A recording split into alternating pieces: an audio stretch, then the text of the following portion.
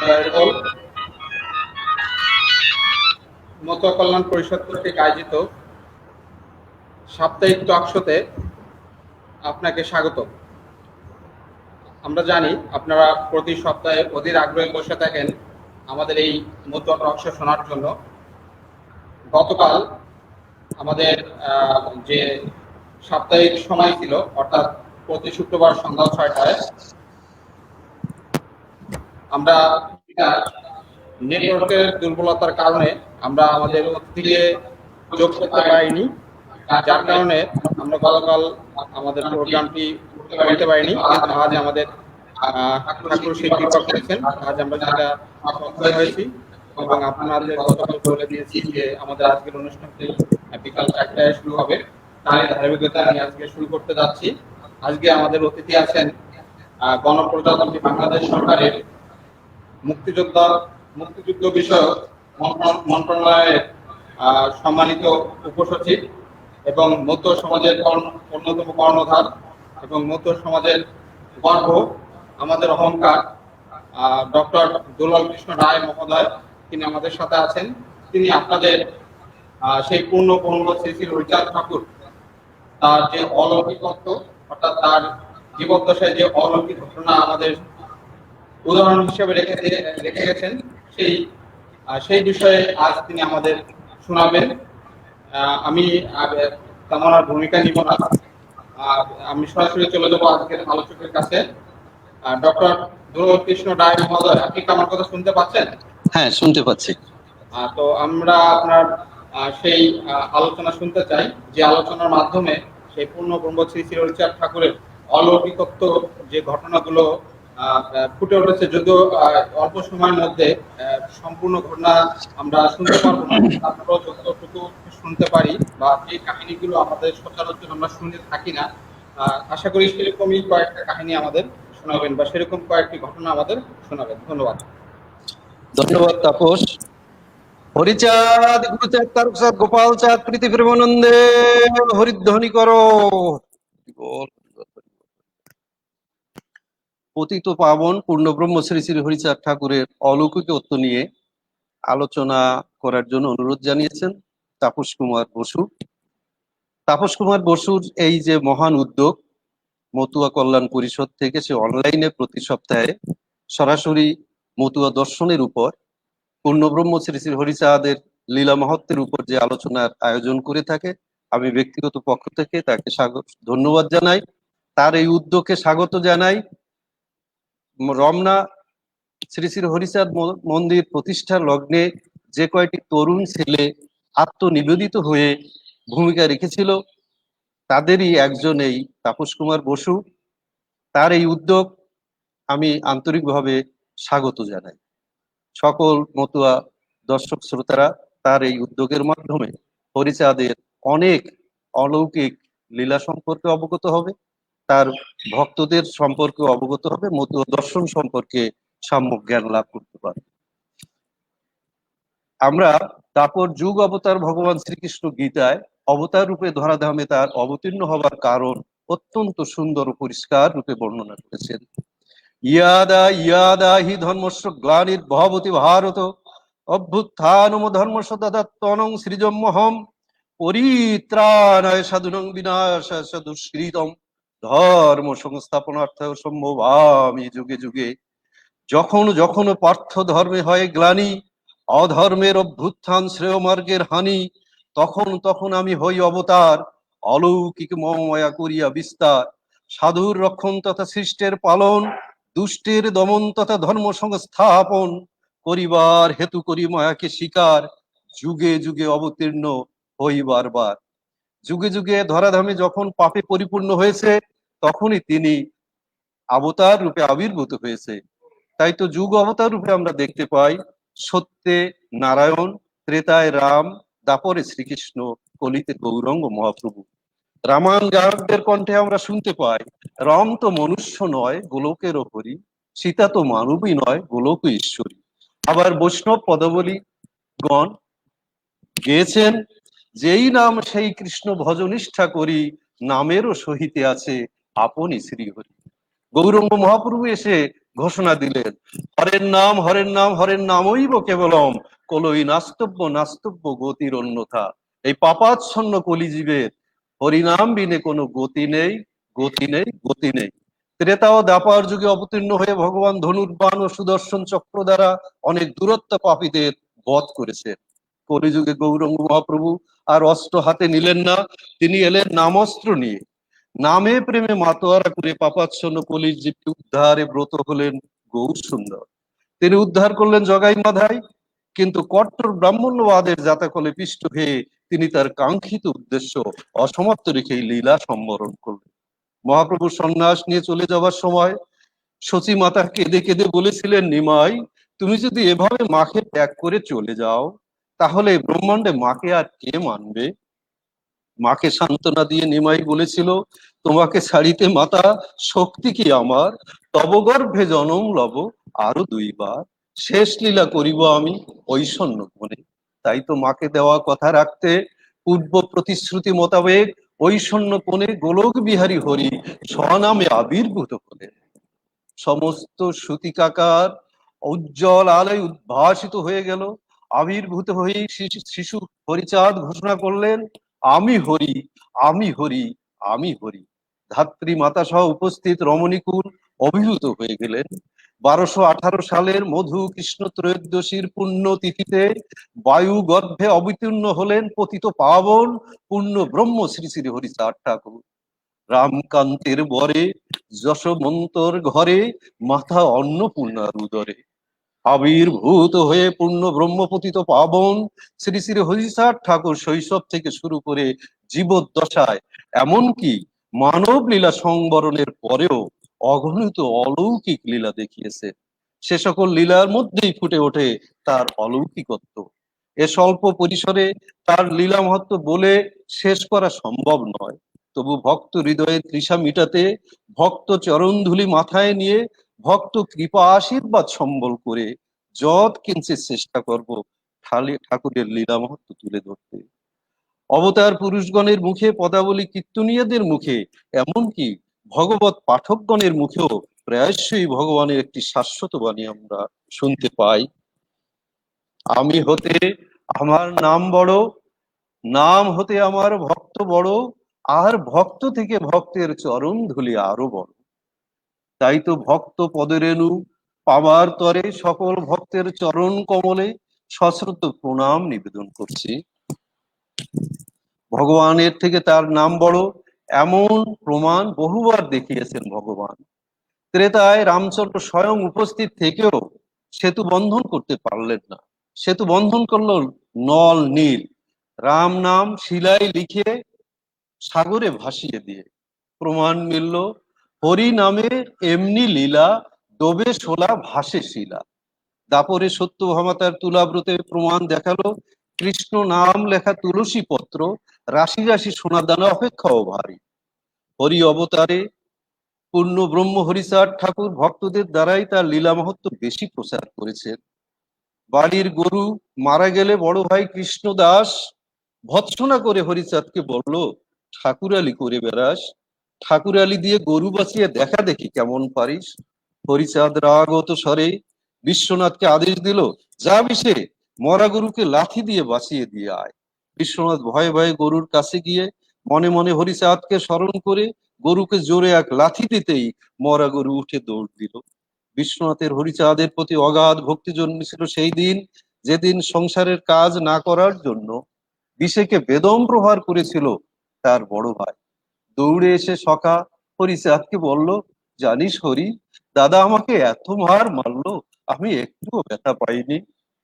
হাসতে হাসতে হরিচাঁদ বলেছিলেন, কেন ব্যথা পাসনি দেখবি, তবে দেখ। এই বলে গায়ের উত্তরীয় সরিয়ে দিতেই দেখে ওর দাদার চেলা কাঠের বাড়িতে হরিচাঁদের পিঠে কেটে কেটে রক্তাক্ত হয়ে গেছে। এখানে হরিচাঁদ বিষেকে বড় করে দেখালো। বিষের দাদার হাত পঙ্গু হয়ে গেল। ছুটে এসে হরিচাঁদের পায়ে লুটিয়ে পড়ে কাকুতি মিনতি করতে লাগলো হাত ভালো করে দেওয়ার জন্য। হরিচাঁদ বলল, আমি তো তোমার হাত ভালো করতে পারবো না। যার কাছে তুমি অপরাধী সেই বিষে ক্ষমা করলেই, আর শুধু ক্ষমা নয়, বড় জ্ঞানে ছোট ভাইয়ের পায়ের ধুলেই হাতে মাখালেই তোমার হাত ভালো হবে। তাই করেছিল বিষের বড় দাদা, ছোট ভাইকে বড় ভাই তুল্য করে তার চরণ ধৌত জল হাতে লাগাতেই তার হাত ভালো হয়ে গিয়েছিল। শ্রীহরির বাল্য সখাদের নিয়ে গোষ্ঠী লীলার মাধ্যমেই তার লীলা মাধুর্য প্রকাশিত হতে থাকে। রাখাল বন্ধুদের নিয়ে মাঠে গরু চড়াতে গিয়ে তার মনে ব্রজভাবের উদয় হতো। নিজে রাখাল রাজা শ্রীকৃষ্ণ সেজে কাকেও শ্রীদাম, কাকেও দাম, আবার কাকেও বসুদাম সাজিয়ে ব্রজলীলায় মত্ত হয়ে উঠতেন। হাতের পাঁচুনিকে বশী করে এক পায়ের উপর আর এক পা রেখে বাঁকা হয়ে দাঁড়াতো। তার সখারা কস্তুরী ফুল তুলে তুলে এনে তাদের প্রাণের হরিকে সাজাতো, কস্তুরী ফুলের মালা গেথে পরিয়ে দিত গলে। ব্রজলীলার এই ভাব আস্বাদন করে তাই তো প্রেমিক কবি অশ্বিনী গাইলেন, এ কি অপরূপ লীলা দেখালে হরিচাঁদ রক্তডাঙ্গার বিলের কাছে। গোষ্ঠলীলায় বাল্যকালে হরিচাঁদ সখাদের অনুরোধে সাপ খেলা দেখাতো, বিষধর সাপ ধরে ধরে খেলা দেখাতো। সাপগুলি যেন তার আজ্ঞাবাহী হয়ে পড়তো, যেভাবে নাচাতো সেইভাবেই নাচতো। সাপ নিয়ে খেলা করার সময় গরুগুলি যখন দূরে চলে যেত, খুঁজে না পেয়ে খেলার সাথী রাখাল বালকেরা যখন কান্না শুরু করে দিত, হরিচাঁদ তখন মুখে হাতের তালু দিয়ে আবা আবা শব্দ করে গরুগুলো ছুটে আসতো লেজ উঁচু করে। গরুগুলো তার তালে তালে নৃত্য করত। একদিন খেলতে খেলতে মাথার উপর প্রচন্ড রৌদ্র, সখাদের কষ্ট হচ্ছে দেখে হরিচাঁদ একখণ্ড কালো মেঘ এনে ধরে রাখলো মাথার উপর, ঠিক যেমনটি শৈশবে শ্রীকৃষ্ণ গিরি গোবর্ধন ধারণ করেছিল। একবার খেলতে গিয়ে দেখে বিষ্ণু আসে নাই। জিজ্ঞেস করে জানলো বিশুচিকা বেধি হয়ে মারা গেছে বিশ্বনাথ। শুনে হরি বলল, আমার আত্মা আমাকে ছেড়ে যাবে আমাকে না বলে? সখা ব্রজ আর নাটুকে নিয়ে ঊর্ধ্বশ্বাসে ছুটে গেল বিষেদের বাড়ি। বিষের মা কেঁদে লুটিয়ে পড়ে বলল, হরি তোর বিষে আর নেই, আমাকে ফাঁকি দিয়ে চিরদিনের মতো চলে গেছে, কাকে নিয়ে আর খেলবি? শুনে গম্ভীর হয়ে হরি বলে উঠল, নিদানের কর্তা আমি, বিষের কি করিবে তুচ্ছ ভেদ বমি। ওঠ বিষে ওঠ, এখনই আমার সাথে খেলতে যেতে হবে। মৃত বিষে উঠে দাঁড়ালো। বিষের মা বুঝলো এহারও তো সামান্য নয়। বলল, হরি সত্যি করে বল, কে তুই হরি? মৃদু হেসে হরি বলল, দেখতে চাও আমি কে? তবে দেখো। অপলক নেত্রে বিষের মা তাকিয়ে তাকিয়ে দেখে চক্র, শঙ্খ চক্র গদা পদ্মধারী চতুর্ভুজ নারায়ণ দাঁড়িয়ে আছে। চোখের পলক ফেলতেই দেখে ধনুর্ধারী রাম, পরক্ষণেই দেখলো বংশীধারী নন্দের নন্দন শ্রীকৃষ্ণ। নিমেষ ফেলতেই দেখে শচীর নন্দন, দুবাহু তুলে দাঁড়িয়ে আছে গৌরঙ্গ মহাপ্রভু। ভালো করে চোখ রোগ দিয়ে দেখে হরিচাঁদ বিষের হাত ধরে নিয়ে যাচ্ছে খেলতে। চিৎকার করে বিষের মা বলল, সত্যি করে বলে যা হরি, কি দেখলাম আমি? হাসতে হাসতে হরি বিষেকে নিয়ে দৌড়ে চলে গেল আর বলে গেল, ও কিছু না, ও কিছু না কাকি, ও তোমার চোখের ভ্রম। বিষের মা গোলক ধাঁধায় পড়ে গেল, সত্যিই কি কিছু দেখেছিল না চোখের ভ্রম? হরিচাঁদের নামে দোহাই দিয়ে গোলকের বড় ভাই রামকুমারের গলা ঝেড়ে দিল রামচাঁদ ঠাকুর। আর নারিকেল বাড়িতে অবস্থানকারী গোলকের গলার ঘা সেরে গেল। শুনে ঠাকুরকে দেখার জন্য গোলক উন্মত্ত হলো, ছুটে গেল ওড়াকান্দিতে, ঠাকুরের পাদপদ্মে লোটাইয়া পড়িল। গোলককে দেখিয়া প্রভু বলিল, প্রভু বলে, এত দিন কেন নাহি এলি? ব্যাধিযুক্ত হয়ে কেন এত কষ্ট পেলি? ঠাকুরের কথা শুনে গোলকের দেহ কম্পন হতে লাগলো, অনিবেশ নেত্রে ঠাকুরের রূপ দর্শন করতে লাগলো। শঙ্খ চক্র গদা পদ্ম চতুর্ভুজধারী, পরিধানে পীতম্বর মুকুন্দ মুরারি। ঠাকুরের অপরূপ রূপ মাধুর্য দর্শনে গোলকের মহাভাবের উদয় হলো, যেন জনম জনমের চেনা বিগলিত ধারায় বক্ষ প্লাবিত হতে লাগলো। গোলক বলেন, হরি চিরেছি তোমায়, চিরদাস বিকৃত হইনু তবু পায়। সেই থেকে গোস্বামী গোলক ঠাকুরের পদ আশ্রিত হয়ে জীবন কাটিয়ে দিল। পালাজ্বরে আক্রান্ত হয়ে মৃত্যু পথযাত্রী পদ্মবিলার দশরথ বিশ্বাস বাঁচার তাগিদে শ্রীরাম ওড়াকান্দিতে দয়াল হরিচাঁদের সামনে গিয়ে দাঁড়ালো।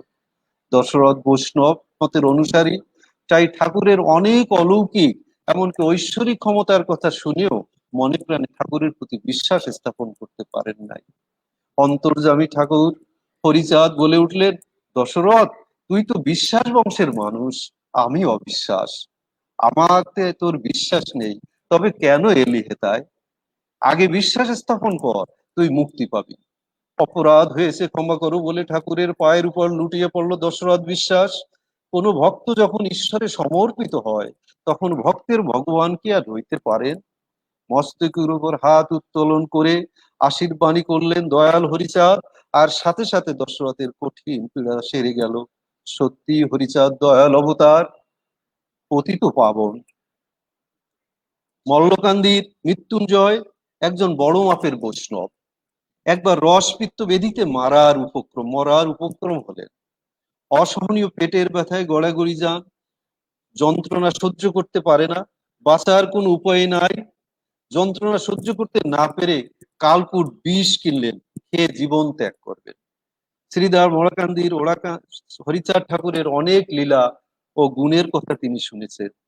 কাপড়ের কোনায় বিষের কালকুট বিষ বেঁধে শ্রীদাম ওরাকান্দিতে গেলেন। উদ্দেশ্য, ঠাকুর দর্শনে যদি ভালো হয় তো ভালো, আর যদি ভালো না হয়, ঠাকুর যদি রোগ সারাতে না পারে, তবে ঠাকুর বাড়িতে বসেই এই বিষ পান করে তিনি আত্মহত্যা করবেন।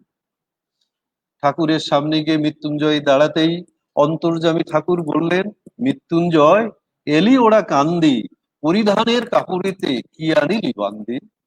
বসন টানিয়া প্রভু বিষ খাওয়াই খসাইল, বাহির করিয়া বিষ মুখেতে পুড়িল।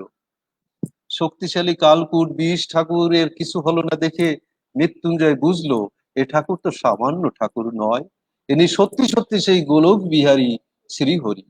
মনে প্রাণে সমর্পিত হলেন ঠাকুরের পদপদ্মে। সেই থেকে পারিবারিক সকলকে নিয়েই ঠাকুরের অনুসারী হলেন মৃত্যুঞ্জয়। মৃত্যুঞ্জয়ের ছোট বোন জানকী ঠাকুরের একনিষ্ঠ ভক্ত। তার মনে বড় ইচ্ছা হলো গাছে চাপা ফুল দেখে সেই চাপা ফুলের মালা হরিকে পড়াবে।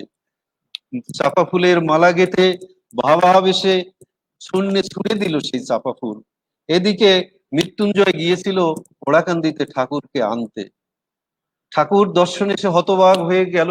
ছোট বোন জানকীকে যে ফুলের মালা গাঁথতে যে দেখে এসেছিল, হরিচাঁদের গলায় সেই মালা দেখে লুটিয়ে পড়লো তার পাদপদ্মে, যে বলল, প্রভু, তোমার এত দয়া, ভক্তের মনোবাসনা তুমি এমনি ভাবে পূরণ করো। আর বীর ভক্ত হনুমান, বীর ভক্ত যিনি আমাদের সেই হীরামন পাগল, মৃত্যুঞ্জয়ের গোসাই এর বাড়িতে ঠাকুর এসেছেন। হীরামন তার সঙ্গী সাথীদের নিয়ে কিষান দিতে যাচ্ছিল। পথে যখন শুনলো মৃত্যুঞ্জয়ের বাড়িতে হরিচাঁদ এসেছেন, তাকে দেখার জন্য ওই হীরামন ছুটে গেল মৃত্যুঞ্জয়ের বাড়িতে। এক দৃষ্টে তাকিয়ে থেকে হঠাৎ তার সেই ত্রেতা যুগের স্মরণ হলো। দেখলো জটাধারী ধনুর্দা বান হাতে রাম দাঁড়িয়ে আছে, লুটিয়ে পড়লো তার পায়ে। তখন হরিচাঁদ মৃত্যুঞ্জয়কে বলল, ওর কানে হরিনাম দে, ওর চেতনা ফিরে আসবে। কানে হরিনাম দিতেই হীরামন জেগে উঠল। সেই থেকে সেই রামরূপ দেখার জন্য সে সর্বদা আকুলি বিকুলি করতে থাকলো, উন্মত্ত ভাব নিয়ে ছুটে বেড়াতো। যখনই ঠাকুরকে দেখতে ইচ্ছে হতো, ছুটে যেত সেই ওরাকান্দিতে। কালমির্ধা নিবাসী বিশুদ্ধ বৈষ্ণব কমল দাস বৈরাগী মনে বড় ইচ্ছা হলো তার বৃন্দাবনে গিয়ে শ্রীকৃষ্ণকে দর্শন করবে। রওনা হলো। হঠাৎ হাঁটতে হাঁটতে মাঠের ভিতর দেখে হরিচাঁদ একটি আলের উপর দাঁড়িয়ে আছে, তার ভাইয়েরা মাঠে কাজ করছে। তখন তার সামনে গিয়ে দাঁড়ায়, এ কথা সে কথা বলতে বলতে যখন হরিচাঁদ বলল, কমল, তুই তো রওনা হবি বৃন্দাবন, দাঁড়িয়ে আছিস কেন? তোর যে বেলা বয়ে যাচ্ছে। হঠাৎ তাকিয়ে দেখে সেই কমল দাস বৈরাগী বংশীধারী, তার প্রাণের ঠাকুর শ্রীকৃষ্ণ দাঁড়িয়ে আছে বাঁকা ভাবে। তখন বলল কমল দাস, ঠাকুর, আমাকে তোমার পায়ে স্থান দাও, আমার আর বৃন্দাবনে যাওয়ার দরকার নাই। যে কারণে আমি বৃন্দাবনে যেতে চেয়েছিলাম, আমার সেই আশা পূর্ণ হয়েছে, তুমি সেই আমার শ্রীকৃষ্ণ। মৃত্যুঞ্জয় সরকার ওড়াকান্দিতে ঠাকুর দর্শন করাতে নিয়ে গিয়েছিল তারক সরকারকে। তারক সরকার চালনার কবিখোলায় মায়ের আসরে কবিগান পরিবেশনের সময় সেই পূর্ণব্রহ্মের ৩২ চিহ্নের আলোচনা করতেছিলেন। মৃত্যুঞ্জয় সেখানে এসে এক কোণে উপবেশন করলেন। তারকের মুখে ঈশ্বরের সেই পূর্ণব্রহ্মের ৩২ চিহ্নের আলোচনা শুনে কবিগান শেষ হলে তারককে ডেকে বলেছিল মৃত্যুঞ্জয়, মৃত্যুঞ্জয়, তুমি যে ঈশ্বরের ৩২ চিহ্নের কথা বর্ণনা করেছো, তুমি কি স্বচক্ষে দেখেছো? তারক বলেছিল, না, আমি শাস্ত্রগ্রন্থে যা পেয়েছি আমি শুধু তাই বর্ণনা করছিলাম। মৃত্যুঞ্জয় বলল, তারক, তুমি কি সত্যি সত্যি সেই পূর্ণব্রহ্মের ৩২ চিহ্ন নিজের স্বচক্ষে দেখতে চাও? তারক ব্যাকুল হয়ে বলল, হ্যাঁ ঠাকুর, আমাকে দেখার সুযোগ করে দাও। তখন মৃত্যুঞ্জয় তারককে নিয়ে শ্রীদাম ওড়াকান্দিতে গেলেন। ওড়াকান্দিতে গিয়ে অনিমেষ নয়নে ঠাকুরের দিকে তাকিয়ে তাকিয়ে সমস্ত চিহ্ন মিলিয়ে তারক গুনতে লাগলো। ১ ২ করে করে যখন ২৮টি চিহ্ন গুনে ফেললো, তখন অন্তর্যামী দয়াল হরিচাঁদ বুঝতে পারলো তারকের মনের ভাব। তখন আলস্য ছাড়ার ভাবে পায়ে যে ২ ২ ৪টি চিহ্ন আছে, এই পাটা ছড়িয়ে দিয়ে তারককে দেখিয়ে দিল। তারক দেখলো তার সেই ৩২ চিহ্ন লুটিয়ে পড়লো তার পাদপদ্মে।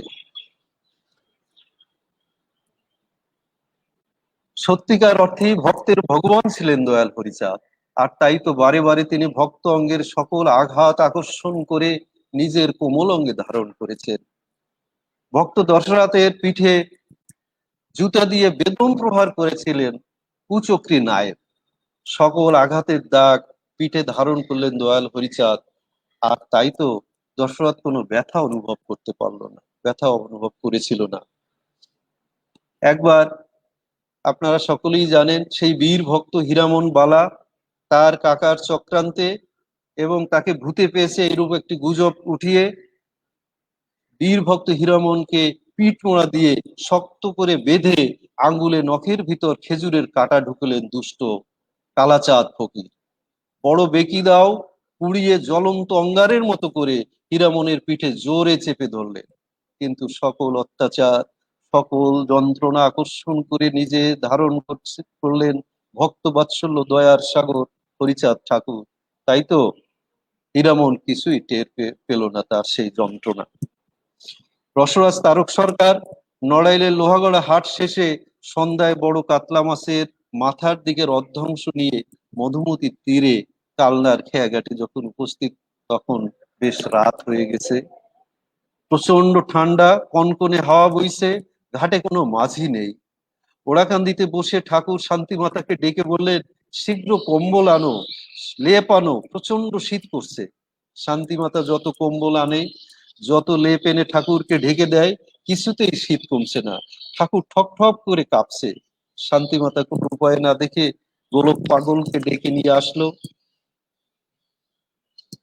গোলক এসে মৃদু হেসে বলল, ঠাকুর, শত কম্বল শত কাঁথায়ও শত লেপেও তোমার শীত নিবারণ হবে না। প্রভু, এবার তোমার আসল কারণটা বলো।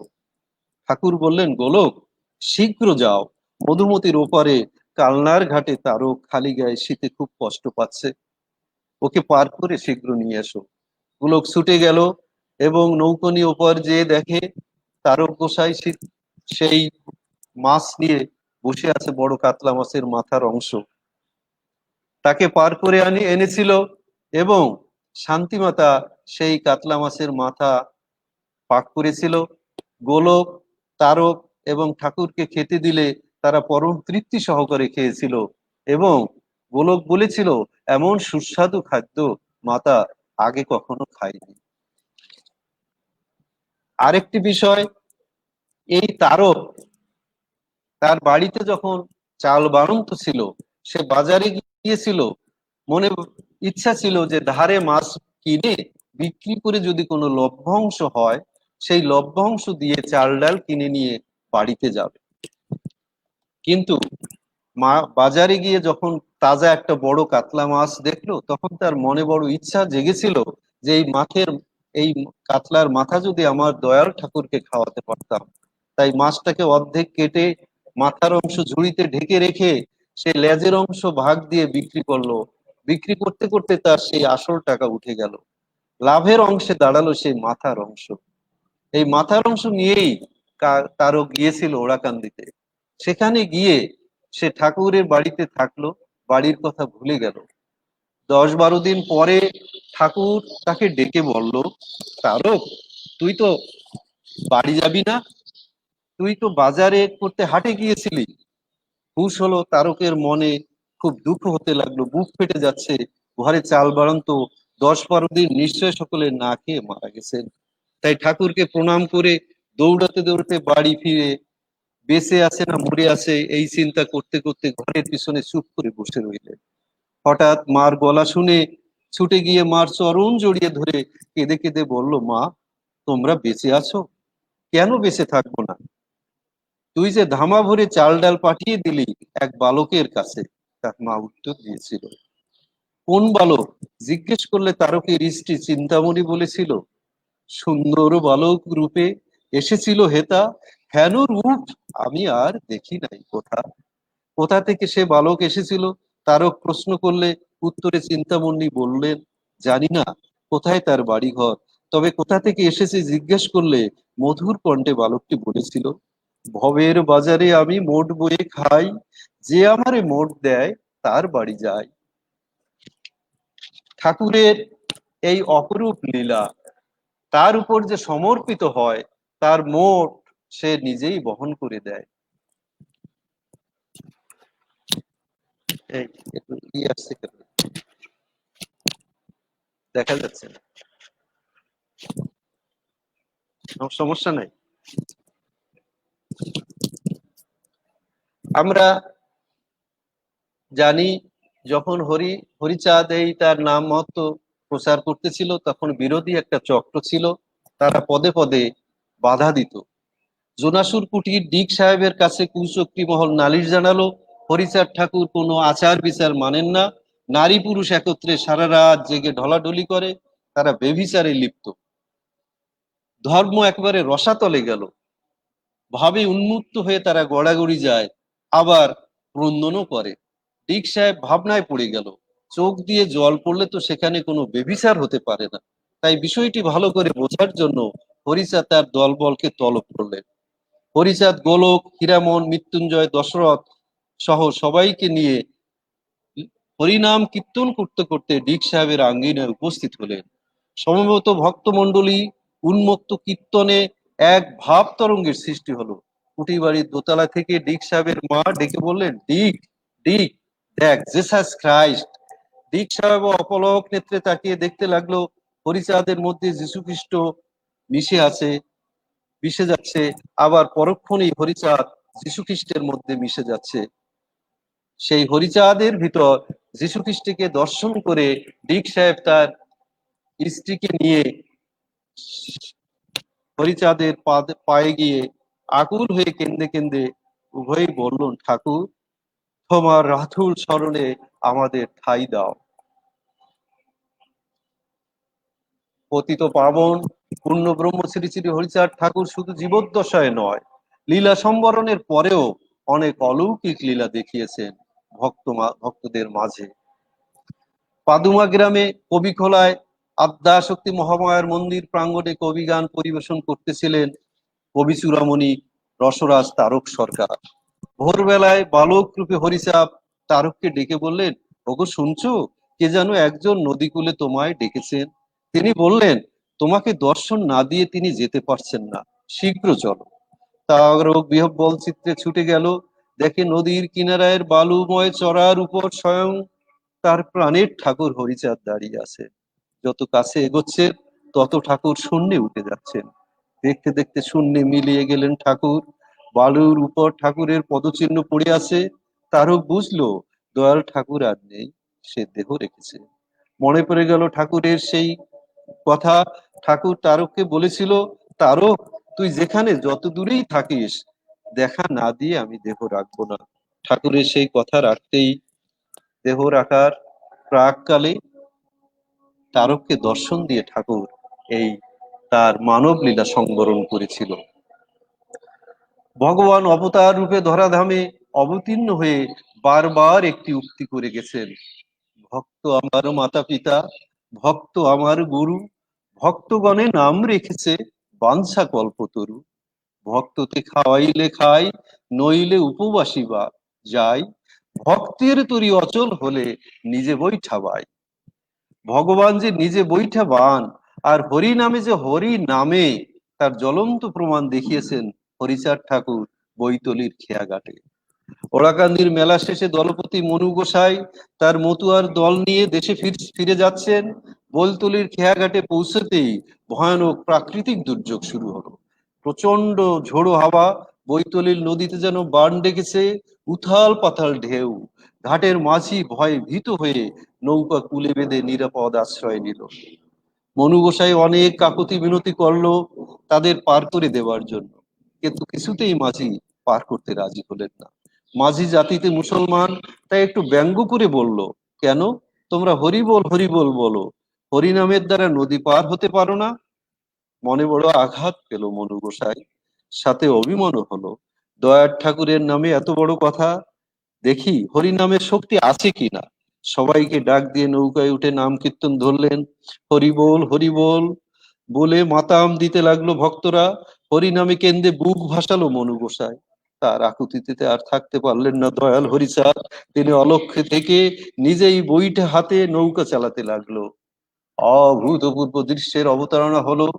বৈলতলির খেয়াঘাটে ঝড় বৃষ্টি উপেক্ষা করে হিন্দু মুসলমান উপস্থিত সকলেই তন্ময় হয়ে দেখতে লাগলো বৈঠা ছাড়া নৌকা তরতর করে ওপারের দিকে চলে এগিয়ে যাচ্ছে। এদিকে ঘটলো আর এক কাণ্ড। মনু গোসাই আহ্বানে দলে দলে লোক নৌকায় উঠেছিল। তিল ধরার ঠাই নাই নৌকায়। নৌকা যখন ওপারে পৌঁছালো তখন এক ভক্তের হুঁশ হলো। তিনি এক যুবক ছেলেকে ডাক দিয়ে বলল, নদীতে নেমে ডুব দিয়ে দেখ দেখি নৌকা ডুবলো না কেন? এত লোক তো কিছুতেই এই নৌকায় ধরার কথা না। যুবক ছেলেটি ডুব দিয়ে দেখে স্বয়ং হরিচাঁদ দুহাত দিয়ে মাথার উপর নৌকা ঠেলে ধরেছে। এ দৃশ্য দেখে যুবক ছেলেটি হতবাক হয়ে গেল। স্বচক্ষে দয়াল ঠাকুরের দর্শন পেয়ে ধন্য হলো তার জনম। হরিচাঁদের এ অপার লীলায় সেদিন বৈতলির খেয়াঘাটে লোকে লোকারণ্য হয়ে গেল। দৃশ্য দেখে খবর শুনে সকলেই ছুটে এলো নদী তীরে। মুসলমানরাও আছড়ে পড়তে লাগলো মনু গোসাইয়ের পায়ের উপর। সকলেই বলতে লাগলো, ধন্য তুমি মনু গোসাই, আজ তোমার ডাকে স্বয়ং হরিচাঁদ নেমে এসেছে বৈকুণ্ঠ ধাম থেকে। তাই তো এ ঘটনাকে নিয়ে গান বাঁধলেন হরি গুরুচাঁদের আশীর্বাদ পুষ্ট সুরের জাদুকর প্রখ্যাত সঙ্গীত শিল্পী নকুল বিশ্বাস। হরি নামে তরি চলে বৈঠা ছাড়া। এবার সচক্ষে দেখেছে তারা, বৈলতলিতে ছিল যারা। সেদিন ওড়াকান্দির মেলা শেষে মতুয়ারা ফিরছে দেশে, হঠাৎ দারুণ অকারুণ এক মেঘ এসে ভক্তদের করলো তারা। না গাঙ্গের তুফান দেখে ঘাটের মাঝি পার করতে হলো না রাজি, বলল বৈঠা ছাড়া পার হও আজি হরিচাঁদের নামের দ্বারা। তখন দলপতি মনু গোসাই বলে, চলো নৌকায় উঠে ডঙ্কা বাজায়, এবার হরি বলে ডাকতে সবাই হয়ে গুরু প্রেমে মাতোয়ারা। তখন নদীর পারের দর্শক দলে দেখে মাঝি বিহীন নৌকা চলে, মতুয়ারা পার হয় হরি নামের বলে, চারিদিকে পড়লো সারা, হরি নামে তরি চলে বৈঠা ছাড়া। পরিশেষে দয়াল অবতার পূর্ণব্রহ্ম শ্রী শ্রী হরিচাঁদ ঠাকুরের আর একটি অপার লীলা মাহাত্ম্য বর্ণনা করে অদ্যকার এই সংক্ষিপ্ত আলোচনার পরিসমাপ্তি ঘটাবো। হরিচাঁদের এই লীলা করেছিলেন দেহ রাখার অনেক পরে।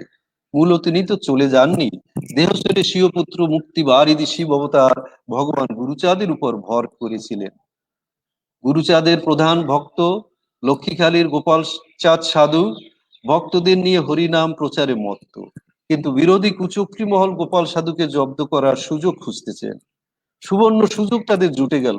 ছোট লক্ষ্মীখালীর প্রসন্ন সুতারের স্ত্রী অলকা রাতে কলেরায় মারা গেছেন। প্রসন্ন সুতার নিজেও গোপাল বিরোধী দলের লোক, তাই তারা মরা দাহ না করে কাঁথা দিয়ে ঢেকে রেখে সারাবার নাম করে গোপালকে ডেকে আনো। পথে বের হয়েই গোপাল বুঝতে পারলো, সাথীদের ডেকে বলল, আজ তোরা হরি নামে এমন মাতান দিবি যেন মুন্ডু ছেড়ে ওড়াকান্দি ধামে গিয়ে পড়ে।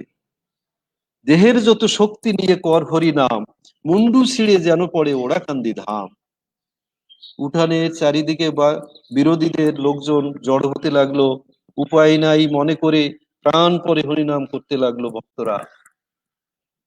এ প্রসঙ্গে আমি আমার গর্ভধারী মায়ের কথা বলবো, কারণ ছোটবেলায় মার মুখেই এই লীলার বর্ণনা শুনতাম। মা আশৈশব গোপাল সাধুর কোলে মানুষ। গোপাল সাধুর অনেক অলৌকিক লীলা মা স্বচক্ষে দেখেছেন। এমন অনেক লীলা আছে যা মা ছাড়া দ্বিতীয় কেউ দেখার সুযোগ পায়নি। মা বাকসিদ্ধ ছিলেন। ১১০ বছর বয়সে ২০১৯ সালের ১২ই জানুয়ারি মা মহামুক্তির পথে পাড়ি দিয়েছেন।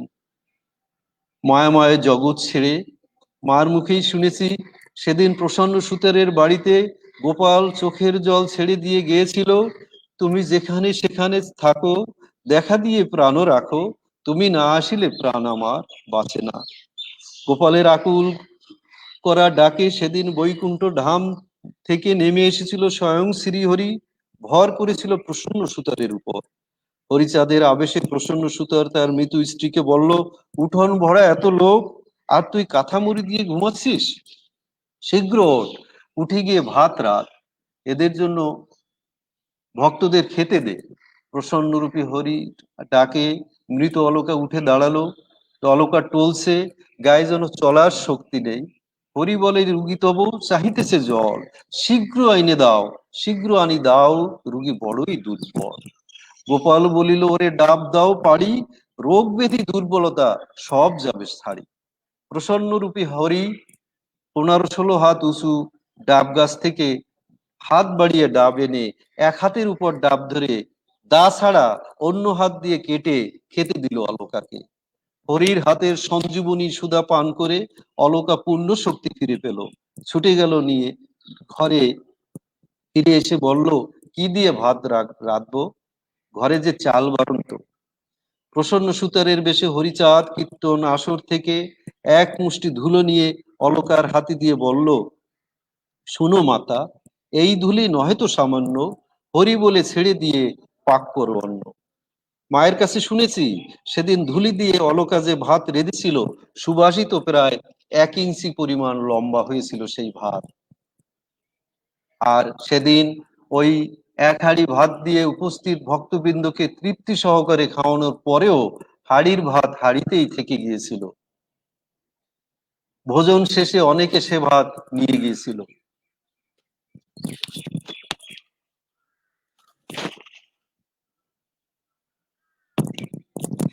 গোপাল সাধুর কাছ থেকে মাও কয়েকটি ভাত সংগ্রহ করে রেখেছিল। স্বাধীনতা যুদ্ধের সময় ভারতে যাবার সময় অনেক মূল্যবান দ্রব্যের সাথে মা হারিয়ে ফেলেছিল ওই মহামূল্যবান অলৌকিক অন্ন। তবে আবার জানা মতে শ্রীরাম লক্ষ্মীকালীর পাশে পরানন্দ হালদারের নিকট এখনো সেই ভাত আছে। আমি সম্ভবত ভক্তমণ্ডলীর কাছে আমার সদ্য প্রয়াত মায়ের জন্য পরম দয়াল পূর্ণব্রহ্ম শ্রী শ্রী হরিচাঁদ ঠাকুরের কাছে প্রার্থনা করার অনুরোধ জানাবো। আপনারা সকলে প্রার্থনা করুন মা যেন সেই পরম দয়াল তার আরাধ্য দেবতা পূর্ণব্রহ্ম শ্রী শ্রী হরিচাঁদের পাদপদ্মে ঠাঁই পায়। সবশেষে একটি কথাই বলবো, জন্মের সাথে সুতিকা ঘরে বসেই যেটি বলে উঠেছিল, আমি হরি, আমি হরি, আমি হরি।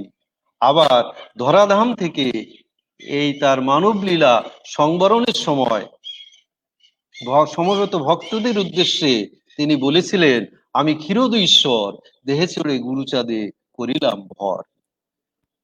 যিনি ভক্তদের নারায়ণ, রাম, কৃষ্ণ, গৌরাঙ্গ এমনকি যীশু খ্রিস্ট রূপ দেখিয়েছেন, যার শরীরে ছিল পূর্ণ ব্রহ্মের ৩২ চিহ্ন, তিনি তো সামান্য নয়, তিনি নিজেই অলৌকিক।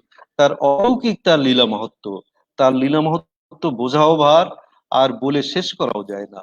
সকলে মিলে পরম দয়াল হরিচাঁদের পাদপদ্মে আমরা এই মিনতি করতে পারি, তার প্রদর্শিত দ্বাদশ আজ্ঞা হৃদয়ে ধারণ করে আমরা যেন আমাদের জীবন অতিবাহিত করতে পারি।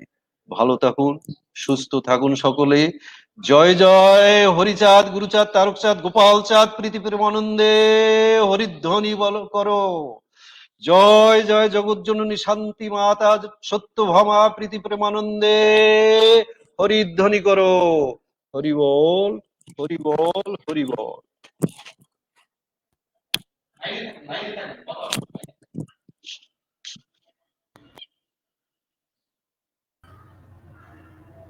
খুব সুন্দর আলোচনা। আসলে ছন্দ অলংকারে পরিপূর্ণ আজকের এই আলোচনাটা শুনতে খুবই ভালো লাগছিল, এবং ছন্দ অলংকারের সমন্বয়ে এত সুন্দর করে আমাদের সামনে যে আলোচনাটা আমাদের আজকের অতিথি করলেন, শুনে আসলেই আমরা মুগ্ধ। আমি মনে করি আজকে যারা শ্রোতাবৃন্দ আছেন এবং যারা শুনবেন ভবিষ্যতে, এই আলোচনার মাধ্যমে আমরা সেই পূর্ণব্রহ্ম শ্রী শ্রী হরিচাঁদ ঠাকুরের অলৌকিক ঘটনা কিছুটা হলেও জানতে পারবো। আমরা জানি তার লীলা কাহিনী নিয়ে যে হরিলীলা, শ্রী শ্রী হরিলীলামৃত রয়েছে, সেখানে অফুরন্ত কাহিনীর বর্ণনা রয়েছে। তাছাড়াও আজকের এই আলোচনার মাধ্যমে আমরা কিছুটা হলেও জানার চেষ্টা করছি এবং পারছি। তো যাই হোক, আমি আজকের আলোচকের কাছে সামান্য একেবারে শেষ পর্যায়ে এসে একটা প্রশ্ন না করলেই নয়। আমরা জানি আমাদের মতো সমাজে যারা একটু উচ্চ শিক্ষিত এবং উচ্চ পদস্থ কর্মকর্তা হয়, তারা এই মতো সমাজকে ভুলে যায়। কিন্তু আমরা দেখেছি যে আপনি যতই দিন যায় ততই এই মতো সমাজের প্রতি আপনার ভালোবাসা বাড়ছে এবং মতো সমাজ নিয়ে আপনার ভাবনাটা বাড়ছে। আসলে এই ভাবনাটা বাড়ার মূল কারণটা কি, এবং আপনি এই অনুপ্রেরণাটা এবং ভালোবাসাটা কোথা থেকে পাচ্ছেন? তাপস, আপনাকে ধন্যবাদ। আসলে আমার জীবনের সবকিছুই আমার মায়ের আশীর্বাদ।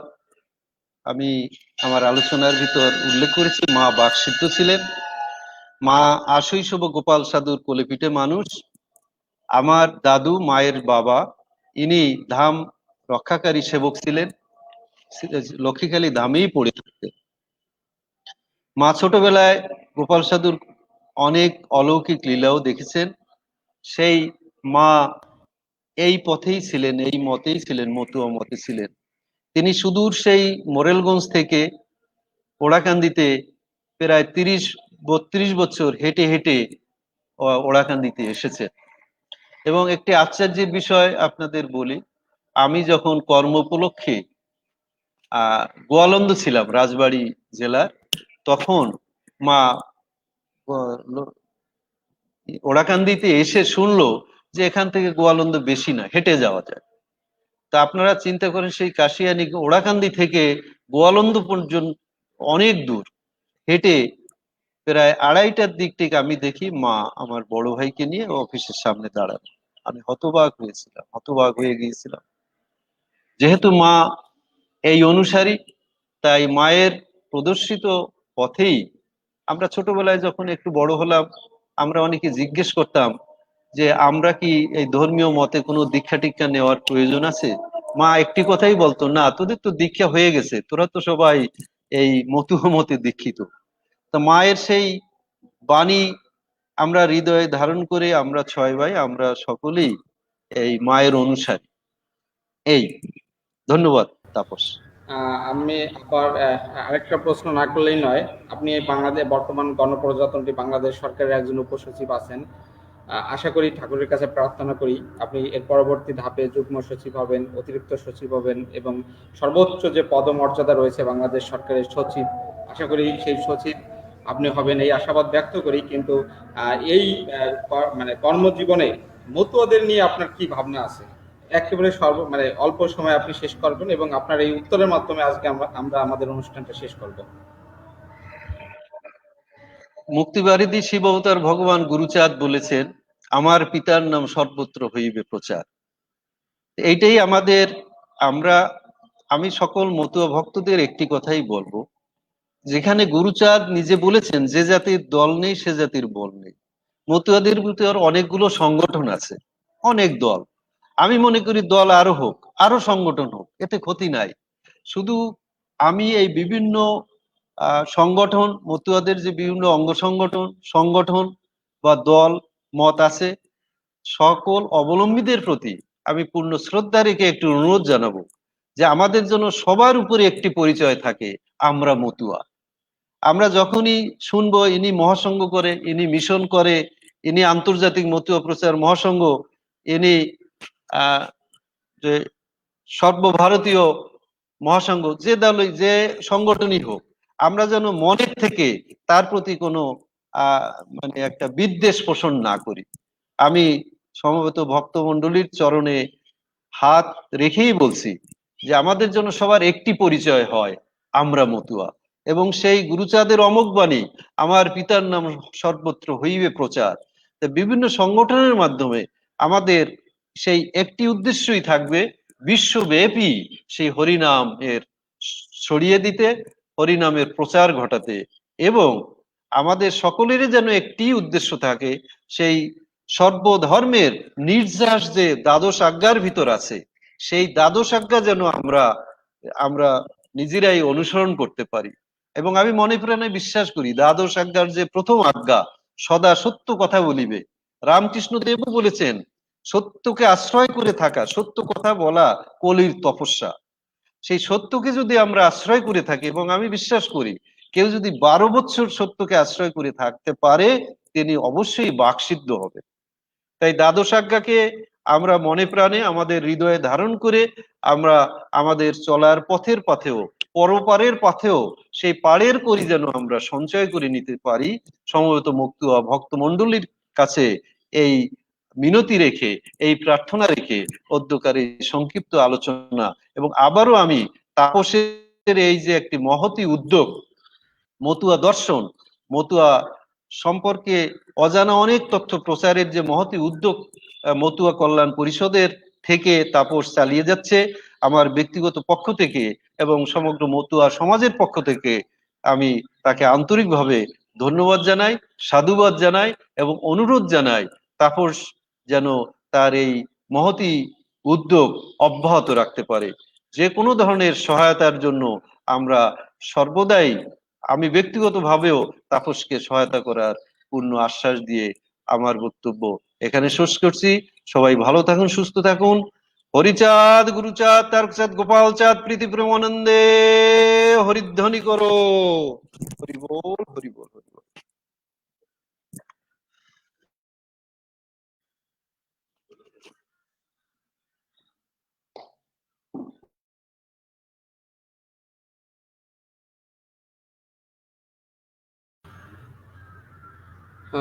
ধন্যবাদ আজকের অতিথিকে শত ব্যস্ততার মাঝে আমাদের সময় দেওয়ার জন্য। তিনি গতকালও অনেক চেষ্টা করেছিলেন আমাদের সাথে যুক্ত হওয়ার জন্য, কিন্তু আমরা জানি নেটওয়ার্ক প্রবলেম কারো হাতে থাকে না, তিনি পারেননি। আজকেও তিনি অনেক সময় নিয়ে আমাদের সময় দিয়েছেন, এর জন্য আমরা কৃতজ্ঞ। এবং তিনি আশা করি তিনি আমাদের পাশে থাকবেন এবং পরবর্তীতে কোনো এক পর্বে তিনি আবার আমাদের সামনে নতুন একটা আলোচনা নিয়ে উপস্থিত হবেন, এই আশাবাদ ব্যক্ত করি। এবং স্যার যে কথা বললেন যে তিনি আমাদের পাশে আছেন, থাকবেন, এবং আমি মতুয়া সমাজকে বলি স্যারের দ্বার সবসময় খোলা থাকে। যারা মতুয়া, অন্তত মতুয়াদের কল্যাণে, মতুয়াদের প্রয়োজনে তিনি তার দ্বার সবসময় উন্মুক্ত রেখেছেন। আপনারা যে কোনো প্রয়োজনে, যে কোনো পরামর্শে তিনি আপনারা ওনাকে পাবেন, এই আশাবাদ ব্যক্ত করে সকলের কাছ থেকে সকলের শুভ কামনা করি এবং সকলে সুস্থ থাকবেন, ভালো থাকবেন। এবং করোনাকালীন সময়ে যে উদ্ভূত পরিস্থিতি চলছে, এই উদ্ভূত পরিস্থিতিতে আমরা ঠাকুরের নামে নিজেদেরকে নিয়োজিত রাখবো এবং ঠাকুরের কল্যাণে বা ঠাকুরের প্রচারে আমরা নিজেদেরকে কোনো না কোনো কাজে আমরা আশা করি নিয়োজিত রাখবো, এই আশাবাদ ব্যক্ত রেখে। এবং সর্বশেষ আগামী পর্ব, অর্থাৎ আগামী শুক্রবার আমাদের পর্বটি হবে বিকাল 5টায়। আশা করি সেই পর্বটি আপনারা দেখবেন। এবং আগামী পর্বে থাকবেন ভারত পশ্চিমবঙ্গ থেকে থাকবেন স্বপন কুমার বিশ্বাস মহোদয়। তিনি ভারতের একজন উচ্চ পদস্থ কর্মকর্তা ছিলেন, অবসরপ্রাপ্ত একজন উচ্চ পদস্থ কর্মকর্তা ছিলেন। তিনি আমাদের নতুন একটা কাহিনী নিয়ে আমাদের সামনে উপস্থিত হবেন। সেই আলোচনাটা শোনার আহ্বান জানাচ্ছি এবং পাশাপাশি আপনাদের সকলের অবগতির জন্য জানাচ্ছি যে আপনারা জানেন যে ঢাকার বুকে রমনা আমাদের হরিমন্দির রয়েছে। দীর্ঘ 3 থেকে 4 মাস এই মন্দিরটি সাপ্তাহিক প্রার্থনার পাশাপাশি মহাপ্রসাদ বিতরণ বন্ধ ছিল। আগামী বুধবার থেকে নিয়মিত সাপ্তাহিক প্রার্থনা চলবে এবং পাশাপাশি মহাপ্রসাদ বিতরণ করা হবে। আশা করি আপনারা সকলে উপস্থিত হবেন এবং আসবেন। আপনাদের আগমনের মাধ্যমে মন্দির আবার তার পুরনো রূপে ফিরে আসবে, এই আশাবাদ ব্যক্ত করে সকলের কাছ থেকে বিদায় নিচ্ছি। আমি তাপস বসু, নমস্কার, জয় হিন্দ।